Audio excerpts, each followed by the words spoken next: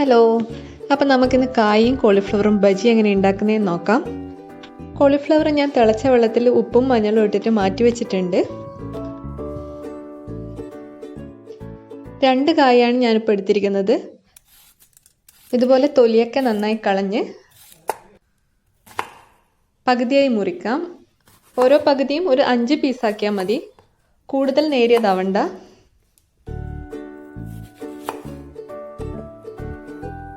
രണ്ട് കായും ഇതുപോലെ മുറിച്ചിട്ട് നമുക്ക് വെള്ളത്തിലേക്ക് ഇട്ട് മാറ്റി വെക്കാം. നമുക്ക് കോളിഫ്ലവർ അരിഞ്ഞെടുക്കാം. ആദ്യം കത്തി ഉപയോഗിച്ച് അതിൻ്റെ അല്ലികളൊക്കെ ഇങ്ങനെ അടർത്തി മാറ്റിയെടുക്കാം. ഒരു കോളിഫ്ലവർ മൊത്തം ഞാനിപ്പോൾ ഇവിടെ എടുക്കുന്നില്ല. ഈ വലിയ വലിയ അല്ലികളിൽ നിന്ന് തന്നെ ചെറിയ ചെറിയ അല്ലികളായിട്ട് അടർത്തി മാറ്റിയെടുക്കുക. ഇല്ലെങ്കിൽ അത് വേവാത്ത പോലെ ഉണ്ടാവും ഫ്രൈ ചെയ്ത് കഴിഞ്ഞാൽ.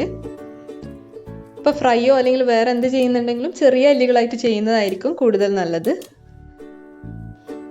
ഇപ്പം എല്ലാം ഇതുപോലെ ചെറിയ അല്ലികളാക്കി മാറ്റിയിട്ടുണ്ട്. നമുക്കിതിനി വെള്ളത്തിൽ നിന്ന് അരിച്ച് അവിടെ മാറ്റി വെക്കാം. മുക്കിപ്പൊരിക്കാൻ വേണ്ടിയിട്ടുള്ള മാവ് തയ്യാറാക്കാം. കടലമാവ്, കോൺഫ്ലവർ, അരിപ്പൊടി, മുളകുപൊടി, മഞ്ഞൾപ്പൊടി, കായം, ഗരം മസാല, ആവശ്യത്തിനുള്ള ഉപ്പ്, ഇത്രയും ചേർത്തിട്ട് നമുക്ക് മിക്സ് ചെയ്തെടുക്കാം. ഇതിന് പേസ്റ്റ് ആക്കാൻ വേണ്ടി 1 കപ്പ് വെള്ളമാണ് ഞാനിപ്പോൾ എടുത്തിരിക്കുന്നത്. നന്നായിട്ട് മിക്സ് ചെയ്യാം. അപ്പോൾ ഇത്രയും അളവിലേക്ക് 1 കപ്പ് വെള്ളം ആവശ്യമായിട്ടുണ്ട്. നമുക്കിതിലേക്ക് കുറച്ച് കറിവേപ്പിലയും വെളുത്തുള്ളി ചതച്ചും കൂടി ചേർക്കാം.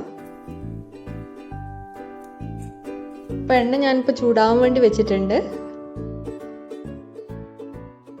ആദ്യം നമുക്ക് കായ പൊരിച്ചെടുക്കാം. കായ മാവിൽ മുക്കി ഇതുപോലെ പൊരിച്ചെടുക്കാം. മീഡിയം ഫ്ലെയിമിലാണ് വെക്കേണ്ടത്. ഫ്ലെയിം കൂട്ടി വെച്ചാൽ പെട്ടെന്ന് തന്നെ കളറ് മാറും, ഉള്ളിൽ വേവാത്ത പോലെ ഉണ്ടാവും.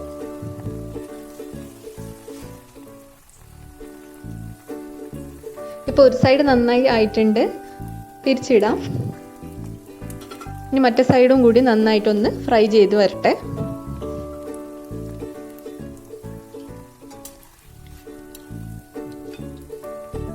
രണ്ട് സൈഡ് ആയിട്ടുണ്ട്. നമുക്കിതിനി എണ്ണയിൽ നിന്ന് കോരി മാറ്റാം. അതുപോലെ ബാക്കിയുള്ളതൊക്കെ ഞാൻ റെഡിയാക്കി എടുത്തിട്ടുണ്ട്. ഇനി നമുക്ക് കോളിഫ്ലവർ ഫ്രൈ ചെയ്യാം. 1 കപ്പ് കോളിഫ്ലവറാണ് ഞാനിപ്പോൾ എടുത്തിരിക്കുന്നത്. അതിനുവേണ്ടി നേരത്തെ എടുത്തതിൻ്റെ പകുതി അളവിൽ ആണ് മാവൊക്കെ എടുത്തിരിക്കുന്നത്. അതുകൂടെ പേസ്റ്റാക്കി വെച്ചിട്ടുണ്ട്. ഇനി നമുക്ക് ചൂടായ എണ്ണയിലിട്ട് ഇതും വറുത്ത് കോരി മാറ്റാം. മീഡിയം ഫ്ലെയിമിൽ തന്നെയാണ് വെക്കുന്നത്. ഇത് പെട്ടെന്ന് തന്നെ റെഡിയായി കിട്ടും.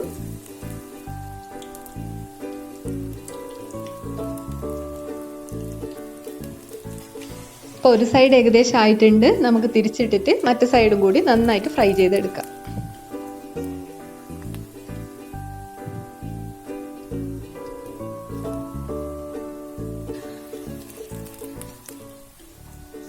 ഇപ്പോൾ ഒരു സെറ്റ് റെഡി ആയിട്ടുണ്ട്.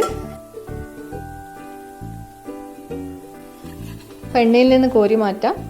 ബാക്കിയും കൂടി ഇതുപോലെ ഫ്രൈ ചെയ്തെടുക്കാം.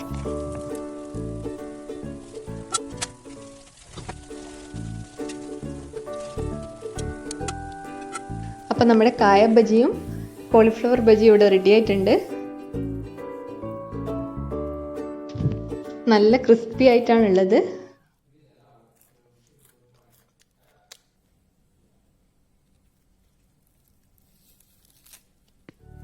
അപ്പോൾ എല്ലാവരും ഇത് ഉണ്ടാക്കി നോക്കുക. ഉണ്ടാക്കി നോക്കിയിട്ട് അഭിപ്രായങ്ങൾ പറയാം. അടുത്ത ഒരു വീഡിയോ ആയിട്ട് വീണ്ടും കാണുന്നവരേക്കും ബൈ.